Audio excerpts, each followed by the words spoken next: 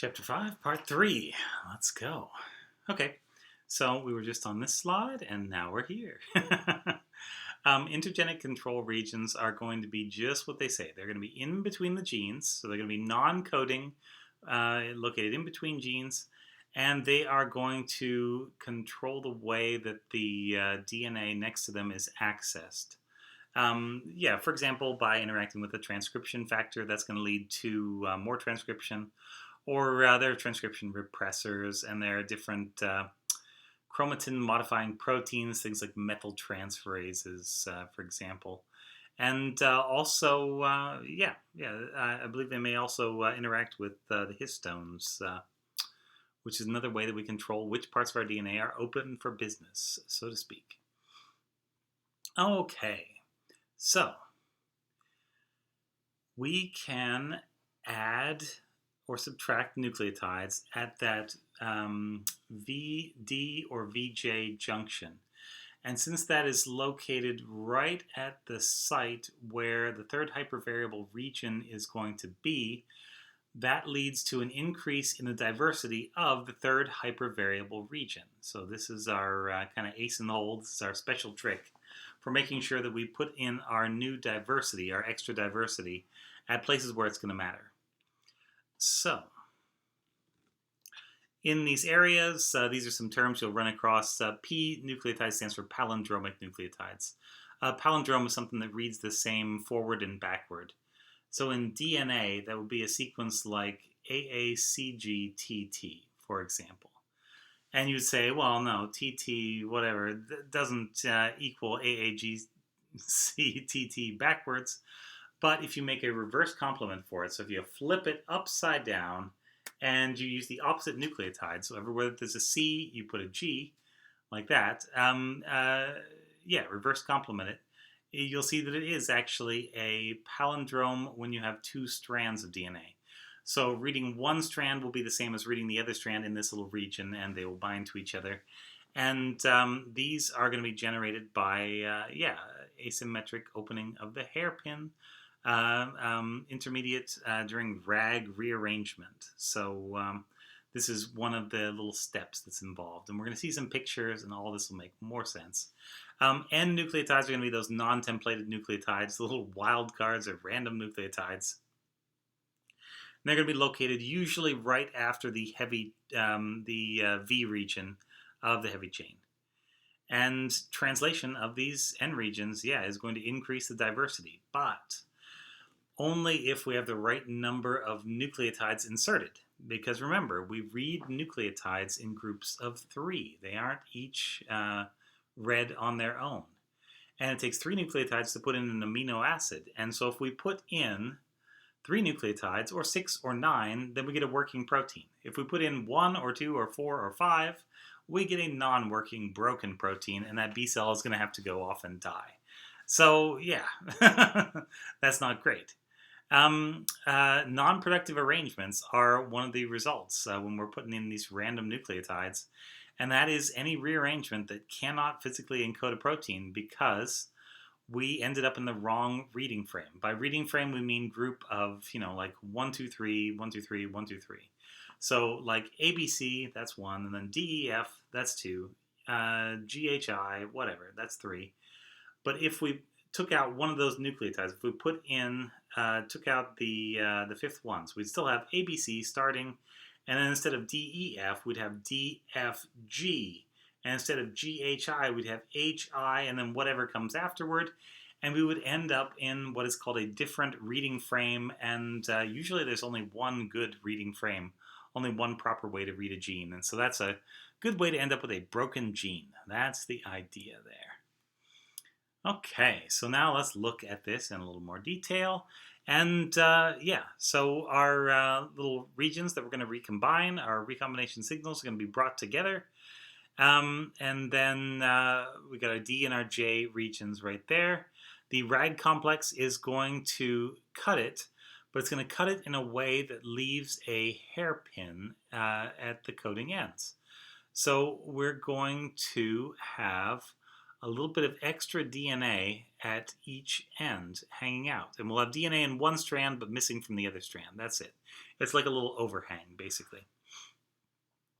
And so these little overhangs give the two pieces of DNA a way to join together.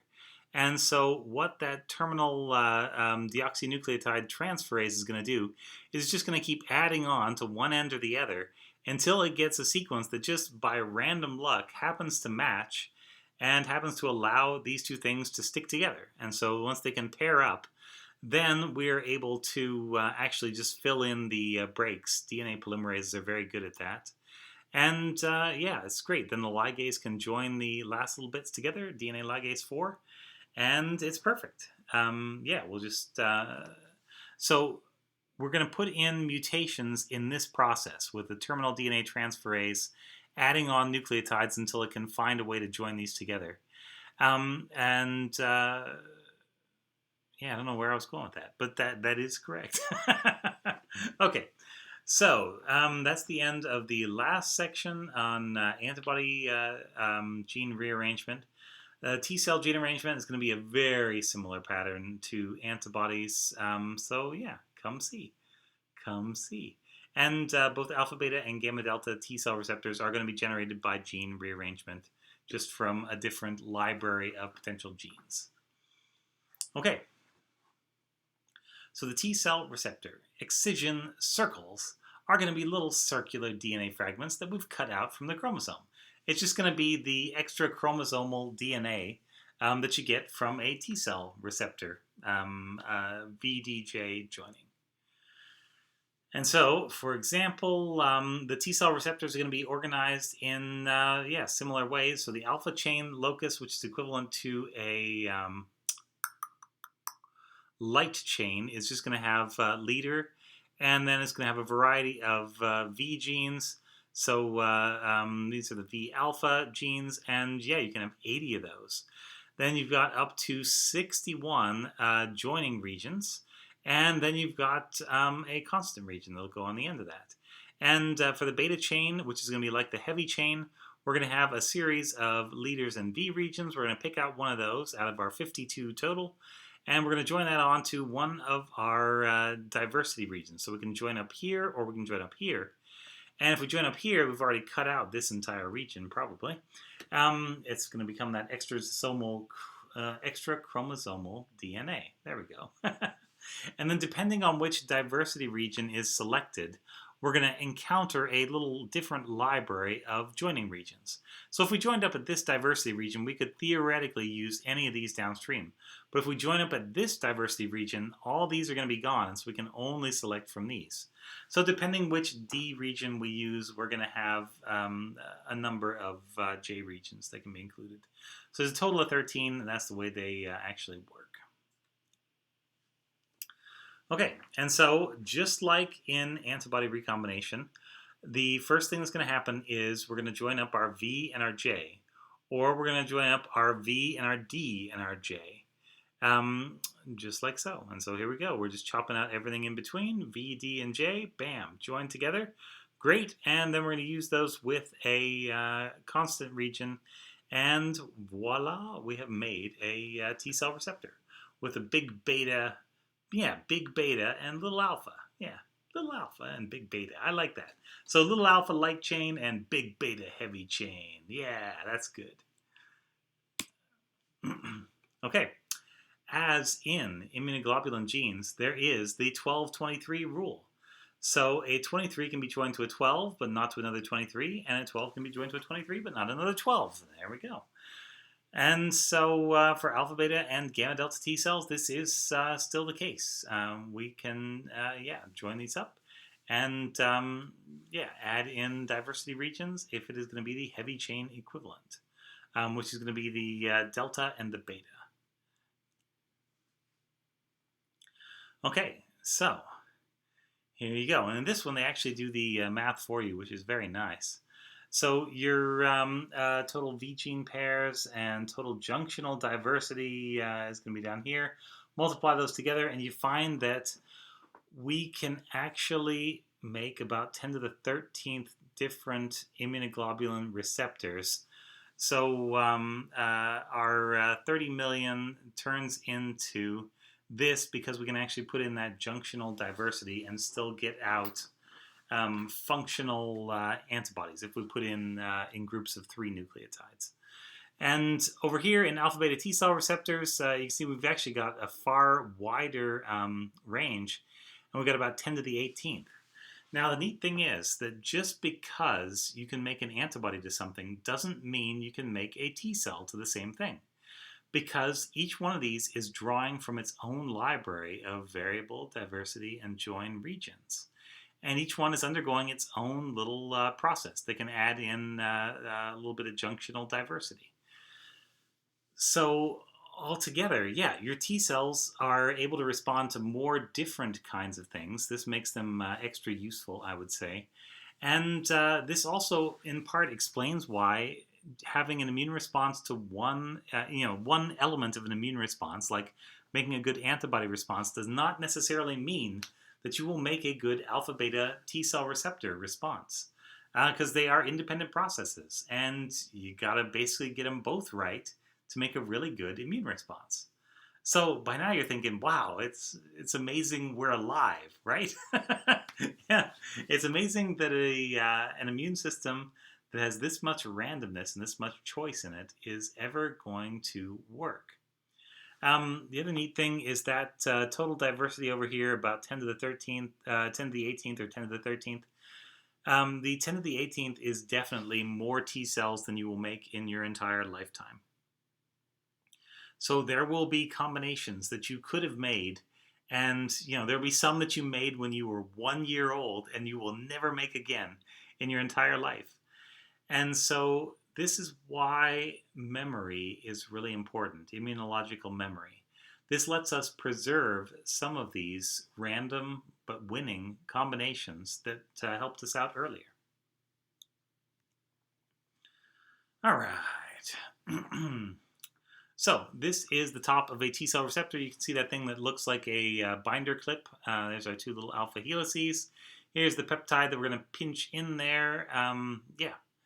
And so this is, that's MHC, and we're showing the regions, there we go, of the T cell receptor that are going to bind it. So here's the peptide locked with MHC there.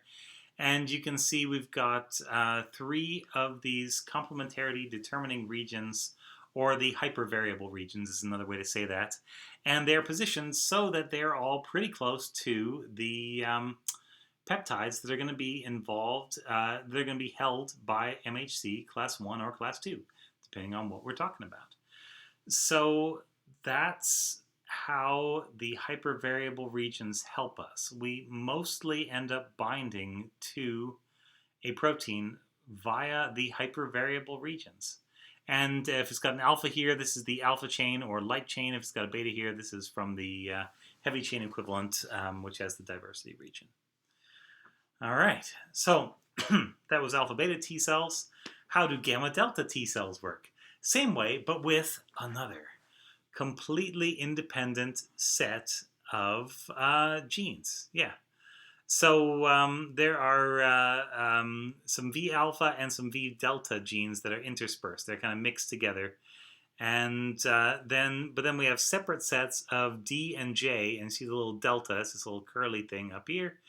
And so those are going to be used, and so this means that theoretically we can have some V alpha domains joined to the rest of a gamma delta receptor, which is kind of neat.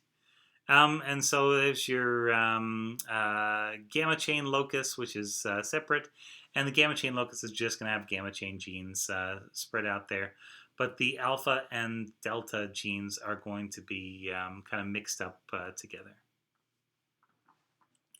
So gamma delta T cell receptors are, made in the same way. Same kind of rearrangement, and we're going to loop out anything that we don't need.